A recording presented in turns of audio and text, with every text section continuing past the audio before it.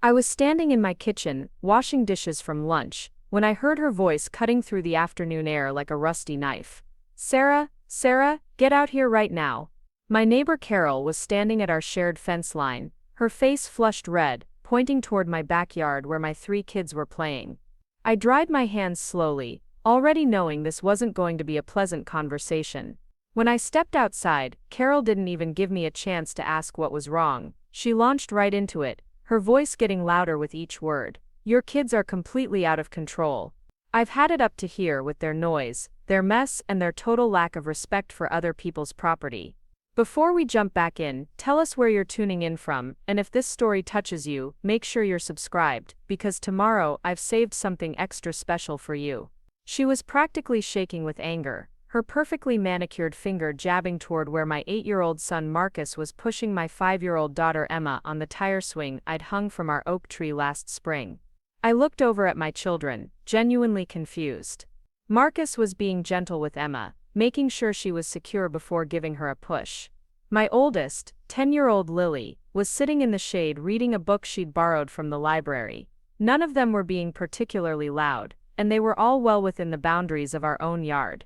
Carol, I'm not sure what you mean, they're just playing in our backyard.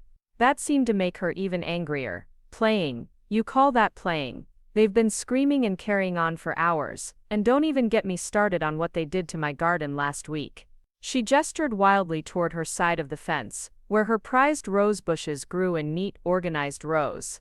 I'd always admired how perfect her garden looked, though I'd never had the time or energy to maintain anything that elaborate with 3 kids to raise on my own. What happened to your garden? I asked, still trying to understand what had set her off today. In the 3 years since my divorce was finalized, and I'd moved into this house with the kids, Carol and I had maintained a polite but distant relationship. She was retired, probably in her early 60s, and lived alone in the pristine 2-story colonial next door. Her lawn was always perfect, her flower beds weed-free, and her white picket fence painted fresh every spring. Your son threw a ball right into my prize-winning roses, broke 3 stems, and scattered mulch everywhere. Carol's voice was getting shriller now, attracting the attention of other neighbors. I could see Mrs. Henderson from across the street peeking through her curtains, and the young couple who'd just moved in 2 houses down had stopped their afternoon walk to watch the scene unfolding. I felt my cheeks burning with embarrassment, but I tried to stay calm. I'm sorry if Marcus accidentally hit your roses with a ball. Kids sometimes throw things too far, but I'm sure it wasn't intentional. If there's damage, I'd be happy to help replace whatever got broken. Intentional. Carol's laugh was harsh and bitter. Sarah, your children have no supervision whatsoever. They run wild all day, while you're off doing whatever it is you do, and the rest of us have to deal with the consequences. This isn't the first time, and I'm sick of making excuses for your poor parenting. Those words hit me like a physical blow. Poor parenting. I'd been a single mother for 3 years, working full-time as a dental hygienist, while trying to be everything my kids needed. I volunteered at their school events, helped with homework every night, made sure they were fed, clothed, and loved. Was I perfect? No. Was I doing my best under incredibly difficult circumstances? Absolutely. Carol, I understand you're frustrated, but calling me a poor parent seems pretty harsh. My kids are good kids, and if there's been a problem, I'd appreciate you coming to me directly, instead of yelling across the yard. She wasn't backing down. If anything, my calm response seemed to fuel her anger even more. Coming to you directly. Sarah, I've tried being nice.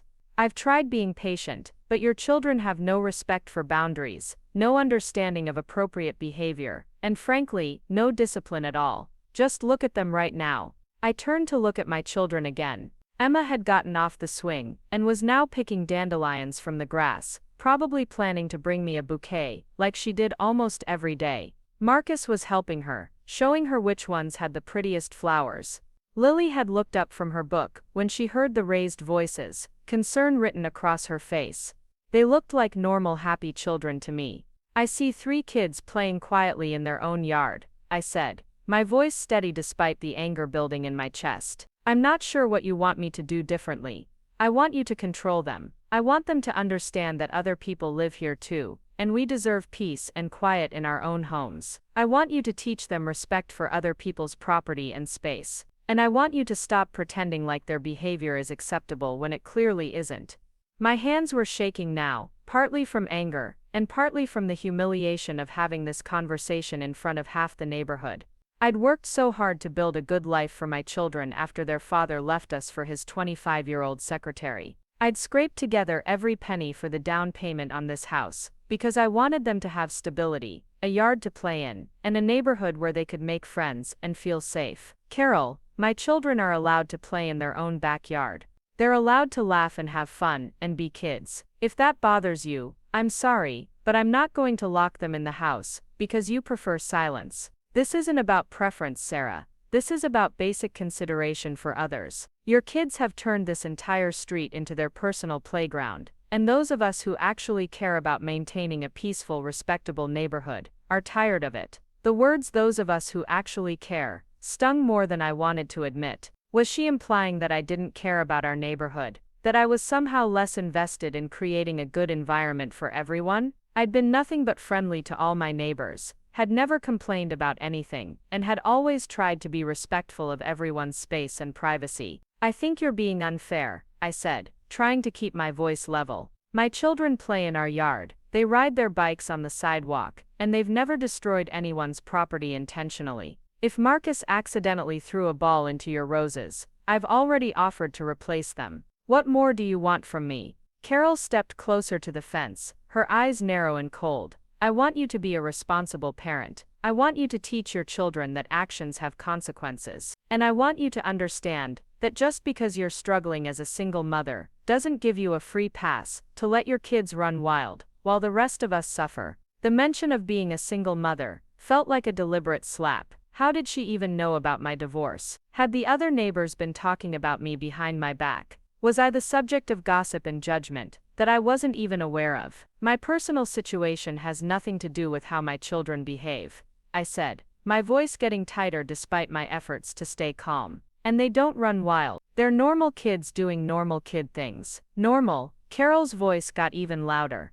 "Sarah, your 8-year-old climbed my fence last month. He was in my backyard without permission, tracking mud across my patio. When I asked him what he was doing, he said he was looking for his ball, like that gave him the right to trespass on my property." I remembered that day. Marcus had come inside upset because his favorite soccer ball had gone over the fence, and he couldn't figure out how to get it back. I'd told him I would talk to Carol about retrieving it, but apparently he'd taken matters into his own hands. I should have followed up sooner, but work had been particularly stressful that week, and it had slipped my mind. "I didn't know he'd gone into your yard," I admitted. "If he did that, I apologize. He was probably just trying to get his ball back. But you're right, he should have asked permission first." "Should have asked permission." "Sarah, he shouldn't have been throwing balls toward my property in the first place. And when I found him in my yard, do you know what he said when I told him he wasn't supposed to be there? He said his mom told him it was okay to play wherever he wanted, as long as he wasn't hurting anyone." My stomach dropped. I had told Marcus that, but I'd meant it in the context of our own yard, and the public areas of the neighborhood. I'd been trying to encourage him to be confident, and not worry too much about making noise, or taking up space, especially after his father had spent years criticizing him for being too loud, too energetic, too much of everything. I never imagined he'd interpret that as permission to go into someone else's private yard. "That's not what I meant when I told him that," I said, feeling defensive, but also genuinely sorry that there had been a misunderstanding. "I was talking about public spaces and our own property. I'll make sure he understands the difference." "It's too late for that now, Sarah. The damage is done. Your son thinks he can do whatever he wants, wherever he wants, and that attitude is rubbing off on your other children too. Last week I caught your daughter picking flowers from my front garden. Emma, sweet flower-loving Emma, who brought me dandelion bouquets and made fairy houses out of leaves and twigs. I could easily picture her seeing Carol's beautiful flowers and wanting to pick just one or two, not understanding that they belonged to someone else. At 5 years old, the concept of property ownership was still pretty abstract to her. Emma loves flowers, I said, trying to explain without making excuses. She probably didn't understand that she wasn't supposed to pick them. She's only 5, and she picks flowers everywhere we go. I'll talk to her about asking permission first. You'll talk to her. Sarah, talking clearly isn't working. Your children need actual consequences, not just conversations. They need to understand that other people's property is off limits, that noise ordinances exist for a reason, and that living in a community means considering how your actions affect others. I was getting tired of being lectured about parenting by someone who'd never had children of her own. Carol had mentioned once that she and her late husband had chosen not to have kids because they preferred their quiet, orderly lifestyle. That was fine for them, but it also meant she had no idea what it was like to balance work, single parenthood, and trying to raise healthy, happy children in a world that often felt hostile to families. Carol, I appreciate your concerns, but I think you're being unnecessarily harsh. My kids are learning and growing, and yes, they make mistakes sometimes. That's part of being a child. I'm doing my best to teach them right from wrong, but I'm not going to crush their spirits in the process. Crush their spirits. She laughed again, that same bitter sound. Sarah, teaching children boundaries and respect isn't crushing their spirits. It's preparing them for the real world. Your approach is doing them a disservice, and it's making life miserable for everyone else in the neighborhood. Everyone else. Carol, have other neighbors complained about my children? I asked, suddenly worried that I'd been blind to problems I should have been aware of. Maybe I was a worse neighbor than I thought. Maybe my kids really were causing issues that I wasn't seeing. Well, no one wants to be the bad guy, Sarah. People are polite, they make excuses, they try to be understanding, because they know you're going through a difficult time. But that doesn't mean they're not frustrated. It just means they're too nice to say anything. So she was speaking for the entire neighborhood, based on her own assumptions. That made me feel slightly better, but also more frustrated with her presumption. How could she claim to know what everyone else was thinking or feeling? Maybe you should let them speak for themselves, instead of appointing yourself as the neighborhood representative. I said, my patience finally starting to wear thin. Someone has to say something. Someone has to draw the line.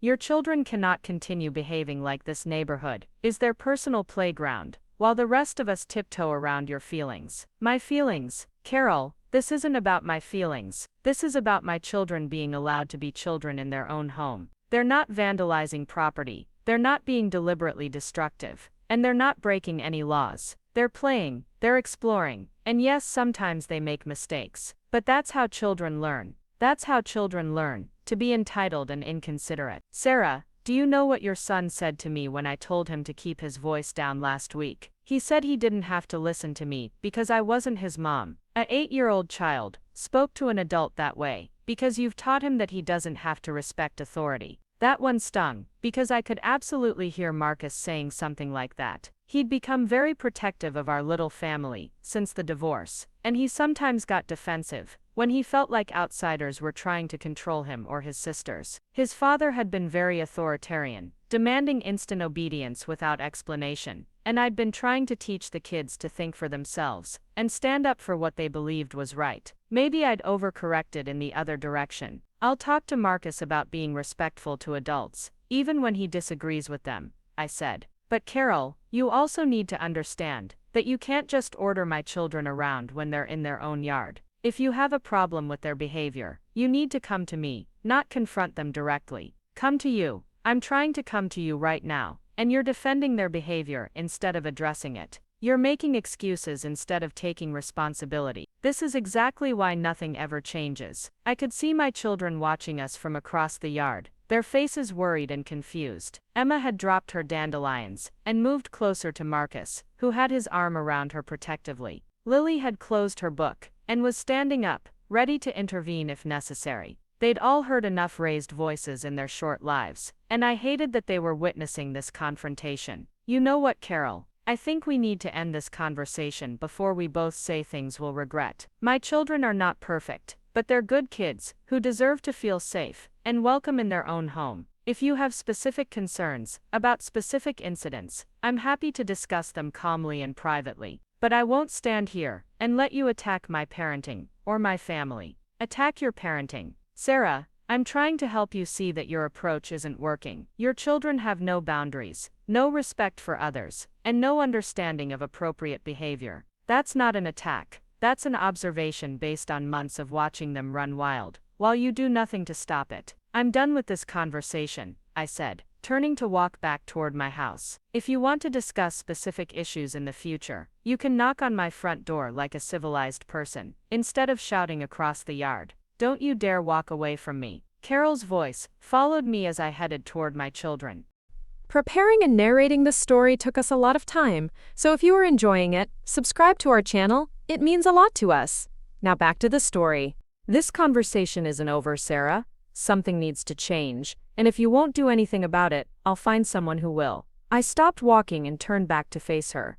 What's that supposed to mean? It means I have options, Sarah. The homeowners association, code enforcement, noise ordinances. There are ways to deal with problem neighbors who won't take responsibility for their actions. The threat was clear, and it sent a chill down my spine.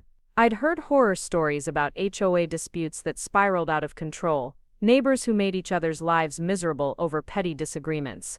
I'd bought this house because I wanted stability for my children, not because I wanted to get involved in neighborhood politics and power struggles. Are you threatening me, Carol? I'm telling you that actions have consequences, Sarah. Just like you should be teaching your children. I looked at her standing there, perfectly dressed even for a backyard argument, her gray hair styled and her makeup flawless despite the heat of the day. She looked like someone who'd never had to worry about choosing between buying groceries and paying for school supplies, someone who'd never had to explain to a child why daddy didn't live with them anymore. Someone who'd never fallen asleep exhausted only to wake up and do it all over again the next day. My children are fine, Carol. More than fine. They're kind, creative, resilient kids who've been through more than most adults could handle, and they've come out stronger because of it. If their laughter and their joy and their normal childhood activities bother you so much, maybe you should consider whether this is the right neighborhood for you. I walked away then, really walked away, gathering my children and herding them toward the house.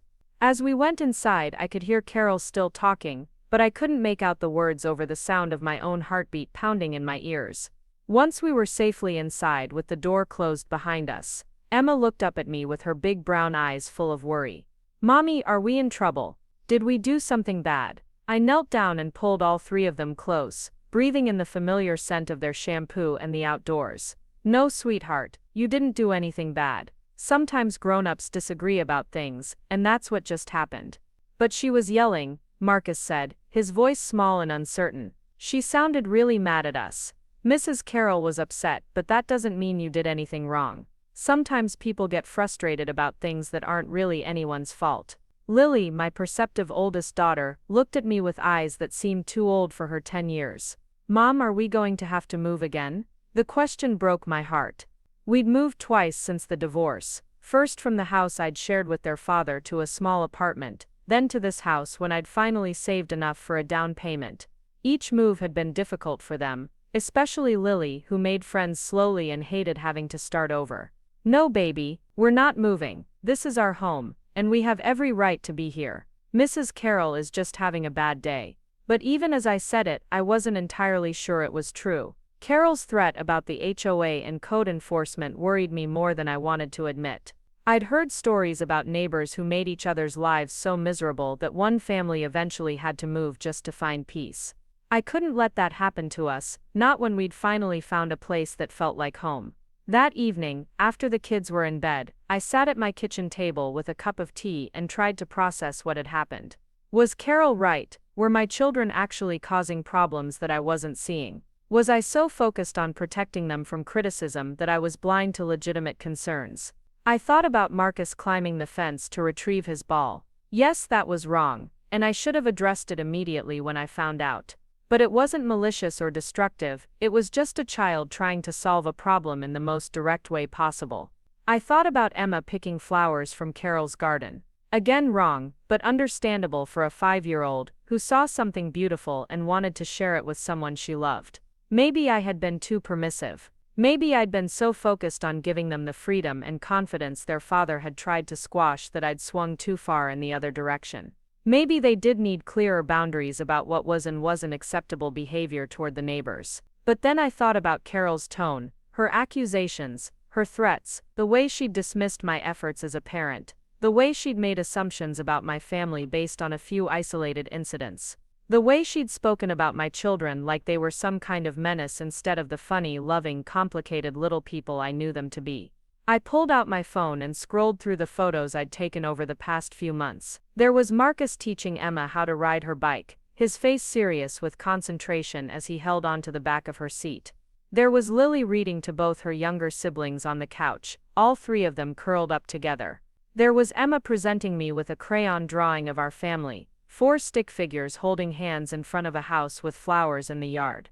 These were good kids, not perfect kids, because perfect kids didn't exist, but good kids who were learning and growing and trying their best in a world that often felt overwhelming and confusing.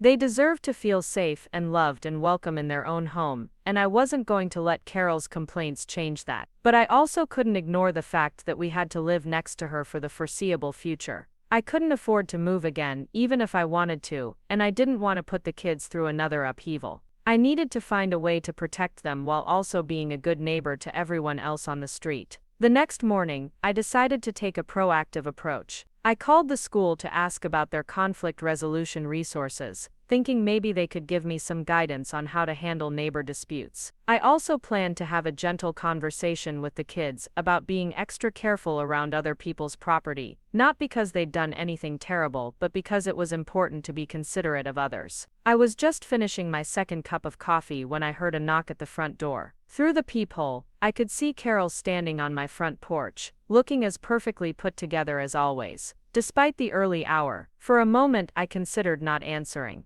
I wasn't ready for another confrontation, and the kids were still getting dressed for school upstairs. But ignoring her would only make things worse, so I opened the door and tried to smile politely. "Good morning, Carol. Sarah, I think we need to talk." Her voice was calmer than it had been the day before, but there was still an edge to it that made me wary. "I was actually planning to come see you later today," I said. "I wanted to apologize for some of the things that happened, and talk about how we can avoid problems in the future." She seemed surprised by that response, like she'd been expecting me to be defensive again. "Oh well, that's good. I'm glad you're taking this seriously." "Of course I'm taking it seriously. I want to be a good neighbor, Carol. I want my kids to be respectful and considerate. If there are specific things they're doing that are causing problems, I need to know about them so I can address them." "Well, that's exactly what I want to discuss." She glanced around like she was checking to see if anyone else was listening. "Can I come in for a few minutes?" I hesitated. Inviting her into my house felt like crossing some kind of boundary, but refusing would probably make her more hostile. And maybe if we talked privately, without the kids watching and the neighbors listening, we could actually work something out. "Sure, come in. But I need to get the kids off to school in about 20 minutes, so we'll have to keep this brief." She followed me into the living room, and I could see her taking in the details of our home. The toys scattered across the floor, the art projects taped to the refrigerator, the stack of library books on the coffee table. It was lived in and comfortable, but probably looked chaotic to someone accustomed to perfect order. "Can I get you some coffee?" I offered, trying to be hospitable despite the tension between us. "No thank you. I just want to get right to the point." She sat down on the edge of my couch like she was afraid of getting too comfortable. "Sarah, I've been thinking about our conversation yesterday, and I realize I may have come across as harsh." That was closer to an apology than I'd expected, so I nodded encouragingly. "These situations are always emotional. I think we both said things we didn't mean." "Yes, well, I want you to understand that I'm not trying to be difficult. I'm not some cranky old woman who hates children. I just value peace and quiet, and I think that's reasonable for someone my age, who's worked hard to create a comfortable retirement." "Of course that's reasonable, and I want you to be comfortable in your home. I really do." "Good, so I think we can work together to find a solution that works for everyone." She reached into her purse and pulled out a folded piece of paper. "I've made a list of some guidelines that I think would help prevent future problems." A list? Of course she'd made a list. I took the paper and unfolded it, trying to keep my expression neutral as I read through her guidelines. "Children should not play in the front yard after 6 p.m. or before 9 a.m. Children should not play in the backyard after 7 p.m. or before 10 a.m. Ball games should be restricted to the far side of the yard, away from property lines. Children should not ride bikes or use wheeled toys on the sidewalk in front of Carol's house. Children should speak in indoor voices when playing outside. No music or electronic devices should be used in outdoor play areas. The list went on for a full page, covering everything from acceptable noise levels to approved outdoor activities. Reading it, I felt like I was looking at rules for a prison camp rather than guidelines for normal childhood activities. Carol, I said slowly, trying to process what I was seeing. These are pretty restrictive. Some of these things, like not allowing the kids to ride bikes on the public sidewalk, aren't really enforceable. The sidewalk doesn't belong to you. I'm not talking about legal enforcement, Sarah. I'm talking about being considerate neighbors. My bedroom window faces the street, and the sound of wheels on concrete carries more than you might think. But they have to get to school somehow, and they should be able to ride their bikes in their own neighborhood. They can ride their bikes on the other side of the street, or in the backyard, or at the park down the road. There are options that don't involve disturbing other people. I kept reading. No chalk on the sidewalk, because it was messy. No water play in the backyard, because it created mud that might blow into her yard. No outdoor games that involved running or jumping, because the vibrations carried through the ground. No friends over on weekday afternoons, because multiple children created too much noise. Carol, if I followed all of these rules, my children would basically be prisoners in their own home. They're kids, they need to run and play and make some noise. That's how they develop physically and socially. They can do all of those things, just not in ways that disturb other people. There are indoor alternatives to most outdoor activities. Indoor alternatives. Carol, it's summer. They need fresh air and exercise and room to move around. I can't keep them locked inside all day just because you prefer silence. Her face was getting that pinched expression again, the one from the day before when she'd started yelling. Sarah, I'm trying to be reasonable here. I'm trying to find a compromise that works for everyone. But you seem determined to dismiss any attempt at solving this problem. I'm not dismissing anything. I'm pointing out that these aren't reasonable guidelines. They're restrictions that would essentially prevent my children from being children. Look at this one. No outdoor play during rainy weather because they might track mud. For Carol, kids play in puddles. That's what kids do. Not if they're properly supervised and taught appropriate behavior. Appropriate behavior for a child includes playing in puddles occasionally. It includes laughing loudly when they're having fun. It includes making mistakes and learning from them. You're asking me to raise robots, not children. She stood up abruptly, her face flushed with anger again. I'm asking you to raise considerate human beings, who understand that other people matter too. But clearly you're not interested in that. Of course I'm interested in raising considerate children. But consideration goes both ways. Carol, you have to consider that children are part of this community too, and they deserve to feel welcome here. They are welcome here, as long as they follow the same rules as everyone else. These aren't rules that everyone else follows. These are rules you made up specifically to control my family. She snatched the paper back from my hands, her movements sharp and angry. Fine, if you won't work with me voluntarily, I'll have to explore other options. What other options? I told you yesterday. The Homeowners Association has policies about noise and property maintenance. Code enforcement can address issues with supervision and community standards. There are ways to deal with problem neighbors who won't take responsibility for their impact on others. The threat was even clearer this time, and it made my stomach clench with anxiety. Carol, please don't do this. Let's keep trying to work something out between us. I don't want this to escalate into some kind of neighborhood war. Then accept the guidelines, Sarah. They're reasonable requests from someone who just wants to enjoy her retirement in peace. They're not reasonable, and you know it. You're asking me to prevent my children from living normal lives because you've decided that children are inherently disruptive. Children are inherently disruptive. Sarah, that's why people with children need to take extra precautions to minimize their impact on others. That's what being a responsible parent means. We were both raising our voices again, and I could hear the kids moving around upstairs, probably getting ready to come down for breakfast. I didn't want them to hear another argument, especially one about them. I think you should leave now, Carol. We're obviously not going to agree on this. I think you're right. But Sarah, this isn't over. I'm not going to continue living next to chaos just because you refuse to parent your children properly.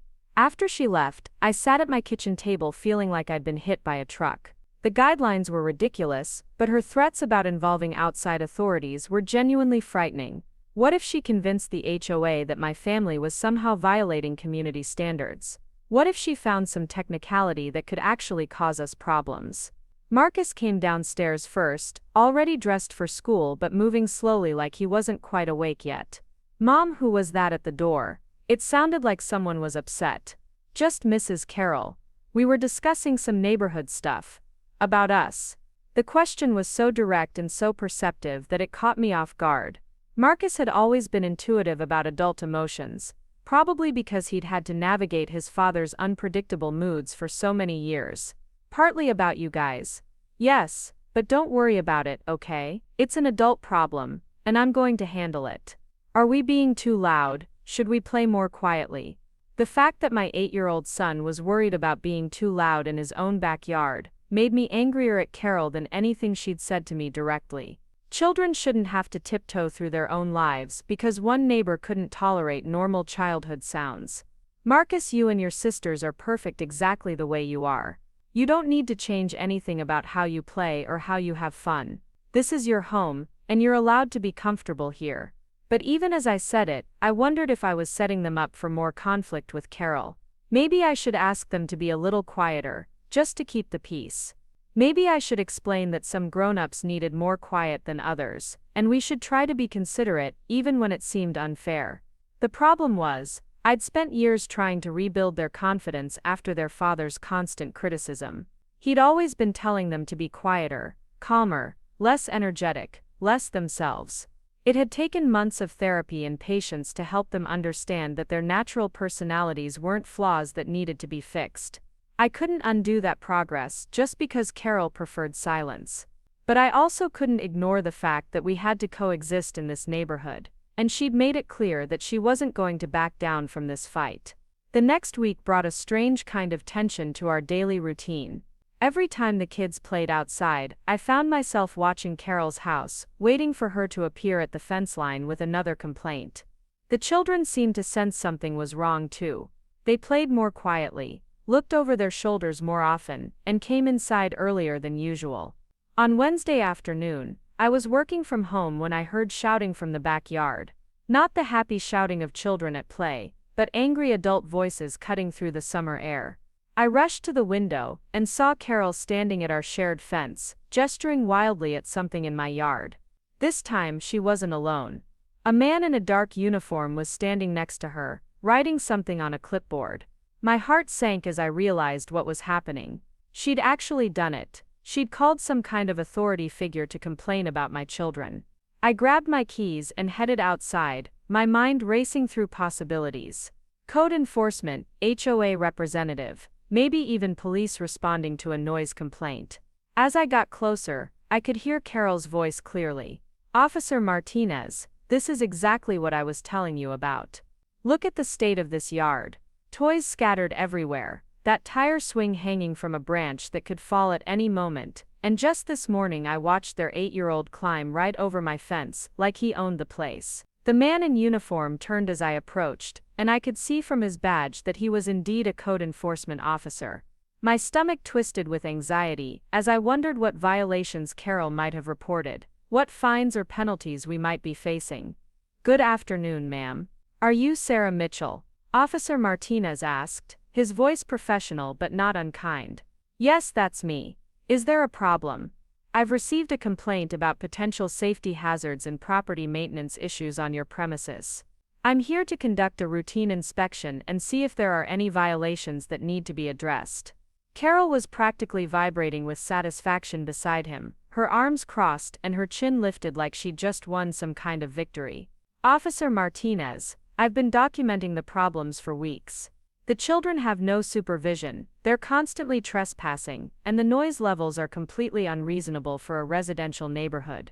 Mrs. Patterson, I'll need to conduct my own assessment," he said gently, and I was relieved to hear that he wasn't simply taking her word for everything. "Mrs. Mitchell, would you mind if I took a look around your backyard? I just need to check for any obvious safety concerns or code violations." "Of course," I said, though my hands were shaking slightly. "The children are inside right now, but you're welcome to look at whatever you need to see." As we walked through my yard, I tried to see it through his eyes. Yes, there were toys scattered around, but that was normal for a family with 3 children. The tire swing was securely attached to a strong branch that I'd had a tree service evaluate when we first moved in. The grass was cut, the fence was in good repair, and there was nothing that looked genuinely dangerous or neglected. Officer Martinez made notes as he walked, checking the swing, examining the fence line, and looking at the overall condition of the property. Carol followed closely behind, pointing out every toy, every scuff mark, every sign that children actually lived and played in this space. The noise violations are the real issue, she was saying. They start playing outside at 7 in the morning, sometimes earlier. The screaming and running around continues until well after dark. I've tried talking to Mrs. Mitchell about it, but she refuses to control her children's behavior. Ma'am, noise ordinances typically don't begin until 10 p.m. in residential areas. Officer Martinez replied. And normal daytime activities like children playing are generally not considered violations unless they involve amplified sound or deliberate disturbance. I could see Carol's face tighten with frustration. Whatever she'd expected from this visit, it wasn't an officer who understood the difference between normal family life and actual code violations. What about the trespassing? She pressed. Her son has been in my yard multiple times without permission. Just last week, he climbed the fence and tracked mud across my patio. Officer Martinez looked at me questioningly and I nodded. My son did retrieve a ball from Mrs. Patterson's yard without asking permission first. I spoke with him about it, and it won't happen again. He's 8 years old, and he didn't understand that he should have asked an adult for help instead of handling it himself. Trespassing by minors and neighbor disputes is usually handled as a civil matter unless there's deliberate property damage or repeated incidents after warnings have been issued, the officer explained. Has there been any property damage, Mrs. Patterson? Well, no, but that's not the point. The point is that these children have no respect for boundaries, and their mother does nothing to teach them appropriate behavior. I bit my tongue, remembering how she'd accused me of being a poor parent just days earlier. Having this conversation in front of a code enforcement officer made every word feel weighted with potential consequences. Mrs. Mitchell, I don't see any clear code violations on your property, Officer Martinez said after completing his walkthrough. The toys and play equipment appear to be in good condition, there are no obvious safety hazards, and normal family activities don't constitute noise violations under city ordinances. Carol's face went red. That's it, you're not going to do anything about the constant disruption, the lack of supervision, the complete disregard for other residents' quality of life. Mrs. Patterson, I understand your frustration, but what I'm observing appears to be normal residential use by a family with children. Unless there are specific violations of city codes or ordinances, this falls outside the scope of enforcement action. This is ridiculous, Carol snapped. I pay taxes in this city, I've been a homeowner here for 15 years, and I shouldn't have to tolerate this level of disruption just because the city refuses to enforce basic standards of community living. Officer Martinez looked uncomfortable with her escalating tone. Ma'am, I'd suggest contacting your homeowners association if you have concerns about community standards that aren't covered by city codes. They may have additional guidelines for noise and property use. After he left, Carol stood at the fence line staring at me with undisguised anger. This isn't over, Sarah. Just because he didn't find any code violations doesn't mean your children's behavior is acceptable. Carol, what do you want from me? I've tried to address your concerns. I've talked to my kids about being respectful of your property, and now you've had an official inspection that found no problems. What more can I do? You can be a responsible parent. You can teach your children that other people matter. You can stop acting like being a single mother gives you a free pass to let them run wild. The single mother comment stung again, especially because I could see Mrs. Henderson watching from her window across the street. How many neighbors had Carol told about my personal situation? How many people were judging my family based on her version of events? My children are not running wild, and my personal situation has nothing to do with how they behave. They're normal kids doing normal kid things, and I'm not going to apologize for that. Normal? Carol laughed harshly. Sarah, normal children don't climb fences. Normal children don't scream and run around all day. Normal children have parents who teach them boundaries and respect. My children do have boundaries and respect. They also have joy and energy and curiosity, which apparently threatens you for some reason. It doesn't threaten me, it annoys me. There's a difference. And the fact that you can't see the difference is exactly the problem. That evening, I called my sister Jennifer to vent about the situation. Jennifer lived 2 states away with her own family, but she'd always been a good listener and had helped me through the worst parts of my divorce. Wait, she actually called code enforcement on you? Jennifer's voice was incredulous. Over kids playing in their own yard. She's been escalating everything since that first argument. She made a list of rules she wanted me to follow, and when I wouldn't agree to them, she decided to involve outside authorities. What kind of rules? I read Jennifer some of the highlights from Carol's guidelines, and I could hear her getting more outraged with each item. Sarah, this woman is completely unreasonable. She wants you to keep the kids inside during normal daytime hours. She doesn't want them riding bikes on public sidewalks. That's insane. I know it's unreasonable, but I'm starting to worry that she's going to make our lives miserable until we move. And I can't afford to move again, Jen. The kids have finally settled in here, they like their school, they have friends in the neighborhood. Don't you dare let some cranky neighbor force you out of your home. You have every right to be there, and your kids have every right to play in their own yard. But what if she keeps calling authorities? What if she finds some technicality or gets the HOA involved? I can't afford legal problems right now. Sarah, listen to me. Document everything, every interaction, every complaint, every threat she makes. If this escalates into harassment, you're going to need evidence of her behavior. Document everything. It was good advice, but it also made me sad that my relationship with my next-door neighbor had deteriorated to the point where I needed to treat her like a potential legal threat. Over the next few days, I started paying closer attention to Carol's behavior.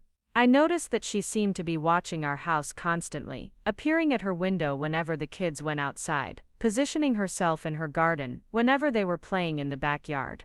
It felt like surveillance, and it was making all of us uncomfortable. On Saturday morning, I was having coffee on my front porch when I saw Carol approach Mrs. Henderson's house across the street. They talked for about 10 minutes, with Carol gesturing frequently toward my house. When Mrs. Henderson glanced over at me with a sympathetic expression, I realized Carol was probably sharing her version of our conflicts with other neighbors. That afternoon, while the kids were playing in the backyard, I decided to do some yard work in the front garden.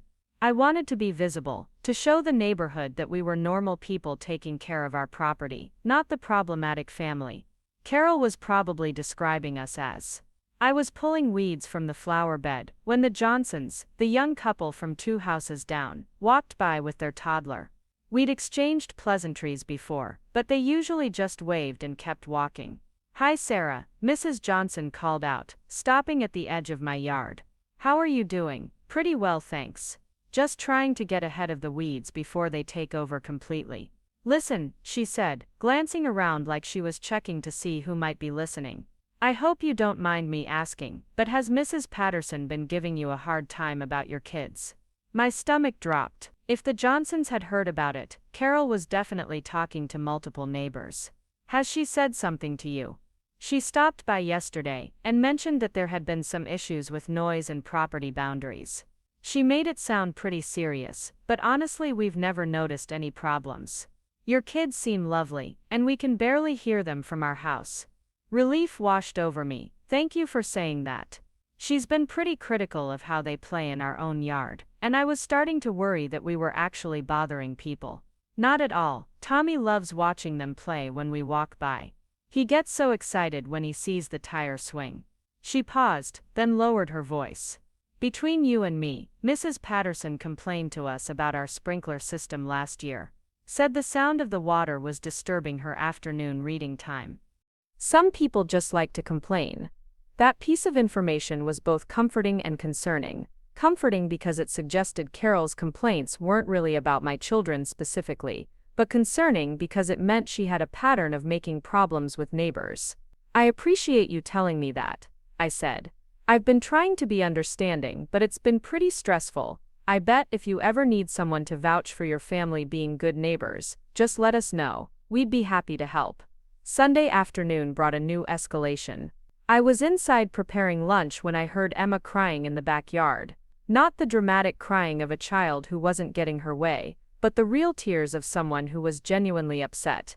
I rushed outside to find her standing by the fence, pointing toward Carol's yard. "Mommy, Mrs. Carol took my ball. I threw it too far, and it went in her flowers, and she took it and won't give it back." Marcus was standing protectively next to his little sister, his face flushed with anger. "She was mean to Emma. Emma said she was sorry, but Mrs. Carol just grabbed the ball and told her to go away." "Where is Mrs. Carol now?" "She went inside," Lily said, appearing from around the corner of the house. "But she has Emma's pink ball. I saw her take it." I looked over the fence and could see the ball sitting on Carol's back patio, deliberately placed where we could see it, but couldn't reach it. It was clearly a provocation, a way to create another conflict. I walked over to the fence and called out, "Carol, could you please return Emma's ball? I know it landed in your flowers, and I'm sorry about that, but she'd like her toy back." No response. I could see movement behind her kitchen window, so I knew she was home and probably watching to see what I would do. "Mrs. Carol," Emma called out in her small voice. "I'm sorry my ball went in your flowers. Can I please have it back?"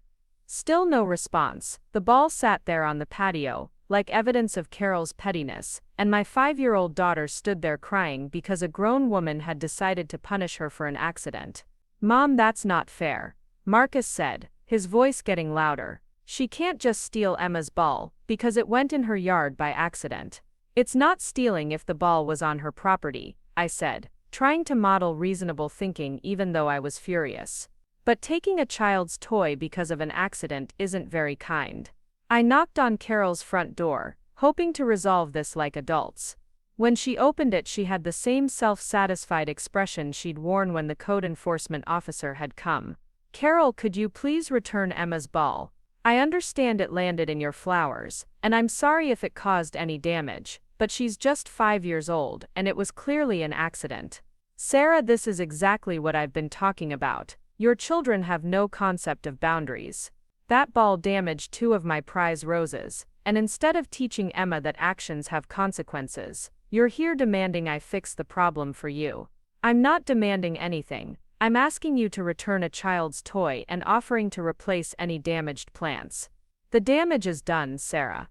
Those roses won't recover this season, and frankly, I'm tired of your family treating my property like an extension of your yard." "Carol, it was an accident. A 5-year-old threw a ball too hard. It happens to every child who's ever played with a ball.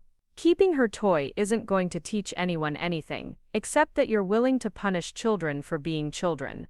"I'm teaching her that other people's property matters. I'm teaching her that she can't just do whatever she wants without consequences. Someone needs to, since you clearly won't." The accusation that I didn't teach my children consequences was particularly galling coming from someone who was essentially holding a kindergartner's toy hostage over a minor accident. "You know what, Carol? Keep the ball. I'll buy Emma a new one. But I want you to know that taking a toy from a 5-year-old, because she accidentally threw it too far, is petty and cruel, and it says a lot more about your character than it does about hers." I turned to walk away, but Carol's voice followed me.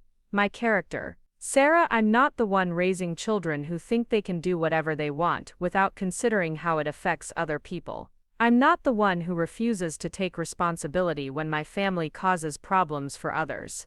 That night, I sat on Emma's bed while she cried about her lost ball. It had been a gift from her father before the divorce, one of the few things he'd given her that she still treasured. Explaining to a 5-year-old why a grown-up would take her toy and refuse to give it back was one of the hardest conversations I'd had as a parent.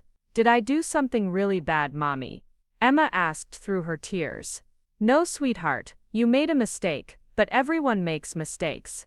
Mrs. Carol is angry about her flowers, but taking your ball wasn't the right way to handle it. Will she give it back if I say sorry again?" The hope in her voice broke my heart. "I don't think so, baby, but Daddy used to tell you that you're braver than you believe, and stronger than you seem, right? This is one of those times when you get to show how strong and brave you are, but I want my ball back."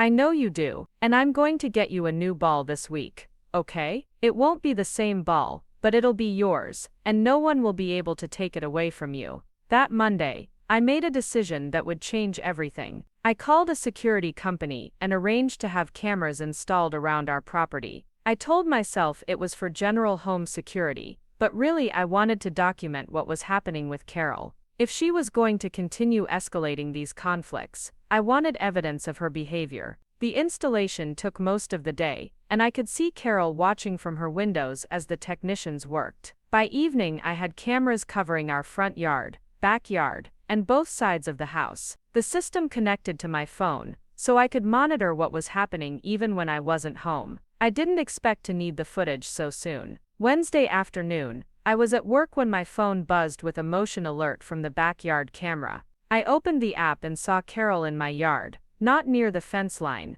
but actually standing in the middle of my backyard, looking around. She appeared to be taking pictures with her phone. I watched in disbelief as she walked over to our tire swing and began examining the rope, then took more pictures. She looked at the toys scattered on the grass, photographed those as well, and then spent several minutes taking pictures of what appeared to be completely normal yard conditions. Then I watched her do something that made my blood run cold. She picked up a large stick from near our back fence and used it to knock over a small potted plant that had been sitting on our patio table. The plant fell to the ground, the pot cracked, and soil spilled across the concrete. She photographed the mess, then carefully placed the stick near the damaged plant. She was staging evidence, creating property damage in my yard, and then documenting it as if my children had caused it. I immediately saved the video footage and called my sister Jennifer. Jen, you're not going to believe what Carol just did. She was in my backyard, creating fake evidence of property damage. She was what? Sarah, that's trespassing at minimum. Maybe vandalism or something worse. You need to call the police and tell them what? That my neighbor broke a $5 plant pot? They'll think I'm being dramatic. Sarah, this woman is escalating. First she took Emma's ball, now she's trespassing and staging evidence. What's she going to do next? You need to establish a paper trail before this gets worse. Jennifer was right,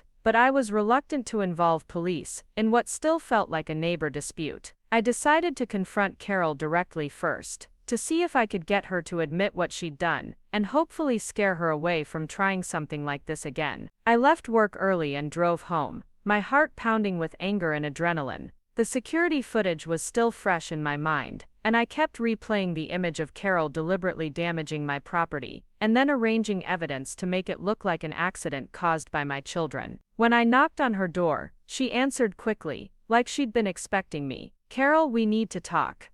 I know you were in my backyard this afternoon. Her face didn't change expression, but I saw something flicker in her eyes. I have no idea what you're talking about, Sarah. I have security cameras now. I saw you trespass on my property, and I saw you damage my plant and stage it to look like my kids did it. For a moment she looked genuinely shocked, like she hadn't considered that I might have evidence of her actions. Then her expression hardened into defiance. That's a serious accusation, Sarah. I hope you're prepared to back it up. I am. I have clear video footage of everything you did. The question is, what were you planning to do with those photos you took? Report more fake violations to code enforcement. Send them to the HOA. Try to get my family in trouble for damage you caused yourself. Carol stepped back from the door, her face pale, but her chin still lifted in stubborn pride. I was documenting ongoing property maintenance issues that affect the neighborhood. If you have a problem with that, maybe you should take better care of your yard. You were trespassing on my property and vandalizing my belongings. I have proof, Carol. Video proof that shows exactly what you did and when you did it.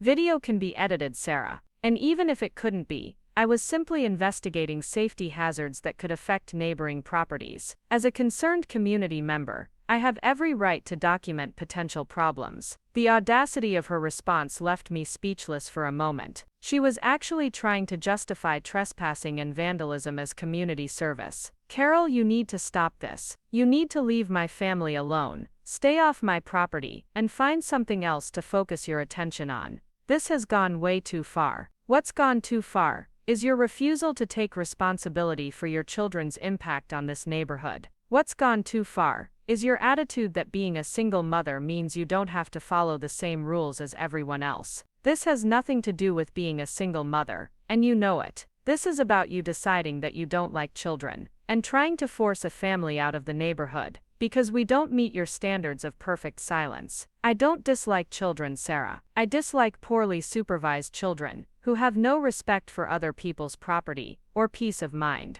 There's a difference. I stared at her standing in her doorway, perfectly dressed, and made up even though it was the middle of a weekday afternoon. Her house behind her looking like a museum display of untouched surfaces and coordinated decorations. For the first time, I felt sorry for her instead of angry. Carol, when was the last time you heard a child laugh and felt happy about it? When was the last time you saw kids playing and remembered what it felt like to be that free and joyful? You're so focused on control and quiet that you've forgotten what life is supposed to sound like. Life is supposed to sound peaceful, Sarah. Life is supposed to be orderly and considerate and respectful. Your children wouldn't know any of those concepts if they bit them. My children know joy, Carol. They know curiosity and wonder, and the feeling of being loved unconditionally. They know how to find magic in puddles and adventure in their own backyard. Maybe that's what really bothers you about them. I walked away then, leaving her standing in her doorway, but I knew this wasn't over. The security footage had shown me a side of Carol that was genuinely disturbing, and I had a feeling that staging fake evidence was just the beginning of what she might be willing to do to win this war she'd declared on my family.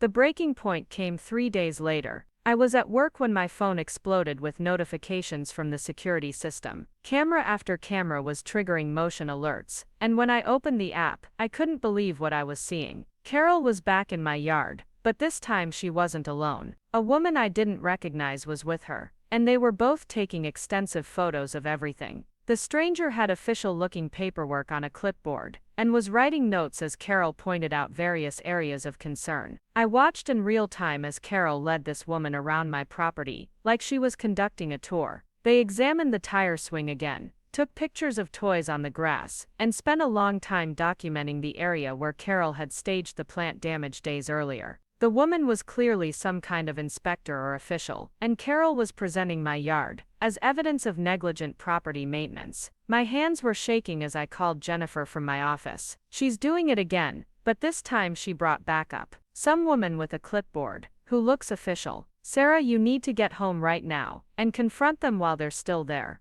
Don't let them leave without knowing you have everything on camera. I told my supervisor I had a family emergency and raced home, my heart pounding with adrenaline and fury. When I pulled into my driveway, I could see Carol and the other woman standing near my back gate, still deep in conversation. I walked directly up to them, my phone in my hand with the security app still open. "Excuse me, but you're both trespassing on my property. I need you to leave immediately." The woman with the clipboard looked startled, but Carol's expression was pure satisfaction. "Sarah, this is Miss Rodriguez from the Homeowners Association. I've filed a formal complaint about ongoing violations of community standards, and she's here to conduct an official inspection. An inspection of my private property without my knowledge or consent. Mrs. Rodriguez, I don't know what Carol has told you, but she has no right to bring you onto my property without permission." Mrs. Rodriguez looked uncomfortable, glancing between Carol and me. "Mrs. Mitchell, I was told this inspection had been pre-arranged. Mrs. Patterson said you were aware of our visit today. That's absolutely not true. I had no knowledge of any inspection, and I certainly didn't give permission for anyone to be in my backyard while I wasn't home." I turned to Carol. "And this isn't the first time you've trespassed. I have security footage of you coming onto my property multiple times without permission." Carol's face flushed, but she held her ground. "I was documenting legitimate safety concerns and property maintenance violations. As a member of this community, I have every right to report issues that affect neighborhood standards. You have the right to report concerns, but you don't have the right to repeatedly trespass on someone else's property to gather evidence. That's harassment, and it's probably illegal." Mrs. Rodriguez was clearly trying to de-escalate the situation. "Perhaps we should reschedule this inspection for a time when Mrs. Mitchell can be present. I don't want to be involved in any neighbor disputes." "There's no need to reschedule," I said firmly, "because there are no violations to inspect. But I think you should know what really happened here before you make any decisions based on Mrs. Patterson's complaints. I pulled up the security footage on my phone and handed it to Mrs. Rodriguez. This video shows Mrs. Patterson trespassing on my property 3 days ago and deliberately damaging a plant, then staging the scene to make it look like my children caused the damage. Mrs. Rodriguez watched the footage, her expression growing more serious with each second. I could see Carol's face getting redder as she realized I had concrete evidence of her deception. Mrs. Patterson, this video appears to show you damaging property that you later reported as evidence of neglect by the homeowner. Can you explain this? Carol sputtered for a moment before finding her voice. That video could be doctored. Technology today makes it easy to manipulate evidence. And even if it's accurate, I was simply testing the stability of items that appeared to be safety hazards. You were testing the stability of a potted plant by knocking it over with a stick. I couldn't keep the incredulity out of my voice. Carol, that's the most ridiculous explanation I've ever heard. Mrs. Rodriguez handed my phone back to me, her professional demeanor now distinctly cool toward Carol. Mrs. Patterson, I'm going to need to review this situation with the HOA board before proceeding with any inspection. Falsifying evidence of violations is a serious matter that could result in action against you rather than Mrs. Mitchell. This is ridiculous, Carol snapped. I've been a homeowner in this neighborhood for 15 years. I've served on committees, I've maintained my property impeccably, and I've never had a single complaint against me. Meanwhile, she moves in with her uncontrolled children, and suddenly I'm the problem. The problem, Carol, is that you've decided my children don't deserve to live here. I said, my voice steady despite the anger coursing through me. The problem is that you think being a longtime resident gives you the right to harass new families who don't meet your impossible standards. The problem is that you're so determined to win this fight, that you're willing to commit crimes to do it. Mrs. Rodriguez was already backing toward the gate. Ladies, I think it's best if I leave you to resolve this privately. Mrs. Patterson, I'll be in touch about the status of your complaint after I've had a chance to review this new information. After she left, Carol and I stood facing each other across my backyard, the weight of everything that had happened hanging between us like a storm cloud. You think you've won something here, don't you? Carol said, her voice bitter and defeated. You think having your little videos makes you the victim in all this. I think having evidence of your behavior makes me someone who can finally prove what's really been happening. Carol, you've spent weeks trying to convince everyone that my children are out of control, but the only person whose behavior has been out of control is you. My behavior, Sarah, I've tried everything to resolve this situation reasonably. I've tried talking to you, I've tried working through official channels, I've tried to be patient and understanding. Nothing works because you refuse to accept that your children are the problem. Your idea of trying to resolve this reasonably included making a list of rules that would essentially imprison my children in their own home. Your idea of being patient included stealing a 5-year-old's ball. Your idea of working through official channels included trespassing and staging fake evidence. Carol, nothing about your behavior has been reasonable. She was quiet for a long moment and I could see something shifting in her expression. For just a second she looked less like an angry neighbor and more like a tired, lonely woman who had gotten in over her head. I just wanted some peace, she said finally, her voice smaller than I'd ever heard it. I worked for 40 years to afford a house in a quiet neighborhood where I could enjoy my retirement. I saved every penny, I planned everything carefully, and then your family moved in and suddenly there's noise and chaos and constant disruption. It feels like everything I worked for is being taken away. For the first time since this whole conflict began, I felt a flicker of genuine sympathy for Carol. I could understand wanting peace in your own home. I could understand feeling like your retirement dreams were being disrupted by circumstances beyond your control. Carol, I get that you want quiet. I really do, but kids playing in their own yard during normal daytime hours isn't disruption, it's life. It's the sound of a neighborhood that's alive and healthy and full of families. It's not the life I planned for, she said, and there was real sadness in her voice now. I know, but Carol, you can't plan away other people's lives. You can't control whether families with children move into your neighborhood. And you can't harass them into leaving just because they don't fit your vision of perfect quiet. So what am I supposed to do? Just accept that my retirement is going to be spent listening to screaming children and dealing with balls in my garden and mud on my patio. You're supposed to remember that children grow up. You're supposed to find ways to coexist that don't involve trying to silence normal childhood activities. You're supposed to maybe consider that the sound of happy children might actually be something to appreciate rather than something to eliminate. She was quiet again, looking around my yard like she was seeing it for the first time. The tire swing moving gently in the breeze, the chalk drawings on the concrete patio, the collection of rocks and leaves that Emma had arranged into what she called her fairy garden. I don't know how to do that, Carol admitted. I don't know how to live with noise and mess and constant activity. I've been alone for so long and everything in my house is exactly where I put it, exactly the way I like it. Your family is like a tornado that disrupts everything. We're not a tornado, Carol. We're a family, a normal happy family that's trying to build a good life in a neighborhood we thought would welcome us. I don't know how to welcome chaos into my life. You don't have to welcome it into your life. You just have to stop trying to eliminate it from ours. I could see her processing this, weighing her options, trying to figure out how to climb down from the position she'd taken without losing face completely. The security cameras, she said finally.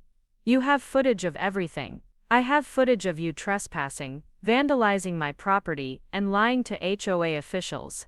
Yes, what are you going to do with it? I'd been wondering the same thing. I could report her to the police for trespassing and vandalism. I could share the footage with the HOA to prove she'd filed false complaints. I could post it online and let the court of public opinion decide who was in the wrong. But looking at her now, seeing her deflated and defeated, I realized that revenge wasn't what I wanted. I wanted my children to be safe and happy in their own home. I wanted to stop looking over my shoulder every time they played outside. I wanted peace, just like Carol did. I'm going to keep the footage as insurance, I said. Insurance that you'll leave my family alone from now on. Insurance that you'll stop trespassing, stop making false complaints, and stop trying to control how my children live in their own home. And if I do that, if I just mind my own business and stay on my side of the fence, then the footage stays private. No police reports, no HOA complaints, no public humiliation. We coexist like neighbors should, with respect for each other's right to live our lives the way we choose. Carol nodded slowly, and I could see the relief in her shoulders as the fight finally went out of her. I think I can do that. I hope so, Carol, because my children deserve to grow up feeling safe and welcome in their own neighborhood. And honestly, you deserve to find peace too, just not at the expense of a family's happiness. That evening, I sat on my back porch watching my children play while the sun set behind the trees. Marcus was teaching Emma how to throw a baseball properly, showing her how to step into the throw and follow through. Lily was reading in the hammock. I'd hung between two oak trees, occasionally looking up to cheer when Emma managed a particularly good throw. For the first time in weeks, I didn't feel like we were being watched and judged. I didn't feel the tension that had become such a constant part of our daily routine. My phone wasn't buzzing with security alerts, and Carol's house sat quietly next door with no signs of surveillance or disapproval. 3 months later, something unexpected happened. I was gardening in the front yard when I saw Carol approaching, but instead of the confrontational posture I'd grown accustomed to, she was walking slowly and carrying something in her hands. "Sarah," she called out hesitantly. "Do you have a minute?" I straightened up, brushing dirt off my gardening gloves. Of course, she held out a small pink ball, and I recognized it immediately as the one she'd confiscated from Emma months earlier. I thought Emma might want this back. I took the ball, surprised by the gesture. "Thank you, Carol. She'll be excited to see it." "I also wanted to apologize," she said, the words coming out in a rush like she'd been practicing them. "Not just for taking the ball, but for everything. For the way I treated your family, for the things I said, for the complaints and the trespassing and all of it. You were right when you said I'd forgotten what life is supposed to sound like." "Carol, you don't have to." "Yes, I do. I spent so much time focusing on what I'd lost when you moved in that I never stopped to consider what I might gain. Watching your children grow up next door, seeing them learn and laugh and become who they're meant to be. That's not disruption, that's life happening right in front of me, and I almost missed it because I was too busy complaining about the noise. I didn't know what to say. This was so different from the angry, rigid woman who'd made my life miserable for months that it felt like talking to a stranger. Emma's been asking about you, I said finally. She wanted to make you a thank you card for letting her pick dandelions from the edge of your garden, but I told her you probably wouldn't want to be bothered. Carol's eyes filled with tears. She wanted to thank me, after everything I did. Carol, she's 5. She doesn't hold grudges the way adults do. Children forgive easily when they feel safe to do so. Would it be all right if I gave this back to her myself? I'd like to apologize to her too if that's okay with you. I called Emma over, and she came running with her usual enthusiasm, stopping short when she saw Carol standing in our yard. Mrs. Carol has something for you, sweetheart. Carol knelt down to Emma's level and held out the pink ball. Emma, I owe you an apology. I took your ball when you accidentally threw it into my garden, and that wasn't kind. I was angry about my flowers, but I shouldn't have taken my anger out on you. Emma's face lit up as she took the ball, hugging it to her chest. Thank you, I missed this ball so much. I know you did, and I'm sorry I kept it for so long. I was being stubborn and mean, and that's not how neighbors should treat each other. It's okay, Emma said with the easy forgiveness of childhood. Do you want to see my fairy garden? I made it with rocks and leaves and everything. Carol looked at me questioningly, and I nodded. I'd love to see your fairy garden, Emma. As I watched my 5-year-old daughter give Carol a tour of her backyard creations, pointing out the special rocks she'd found and the flowers she'd planted for the fairies, I realized something had fundamentally shifted. The woman who'd once seen my children as a disruption to be eliminated was now listening intently to Emma's elaborate explanations of fairy house architecture. Mrs. Carroll, Emma said suddenly, would you like to help me make a bigger fairy house? I could teach you how. Carol looked at me again, and I could see she was genuinely moved by the invitation. I would like that very much, Emma. But only if your mom says it's okay. It's more than okay, I said. It sounds like the beginning of a beautiful friendship. Up next, you've got 2 more standout stories right on your screen. If this one hit the mark, you won't want to pass these up. Just click and check them out.